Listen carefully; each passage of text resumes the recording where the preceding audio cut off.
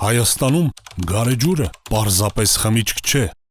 այն պատմություն է խմորված ջրից ու կրակից։ Մեր ջուրը եզակի է, մեր հողի պես մաքուր ու կենսատու։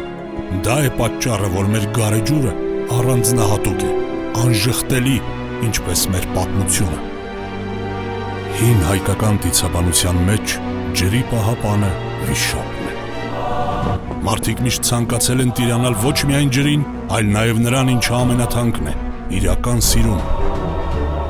Ասում էին, որ վիշապի ամրոցում 7 կողպեքի տակ փակված էր մի գեղեցկուի արքայադուստր։ Արքայազներն իրենց զորքերով խիզախեցին արշավել դեպի վիշապի ամրոց, փրկելու գեղեցկուհուն։ Նրանք կարծում էին, որ կարող են նվաճել արքայադստեր սիրտը, հաղթելով վիշապին։ Նրանք եկել էին զենքով, բայց սերը չի ենթարկվում սրերին։ Իրական սիրուն պետք է արժանանալ։ Վիշապի կրակը բոցավառեց օդը։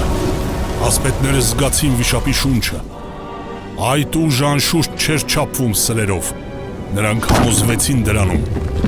Նա եկել էր հիշեցնելու, որ իրական ուժը ինքնության և էության մեջ է, որ յուրաքանչյուրն ունի իր արքայադստերը, իր առասպելը։ Այսպես էլ շարունակվում է մեր պատմությունը։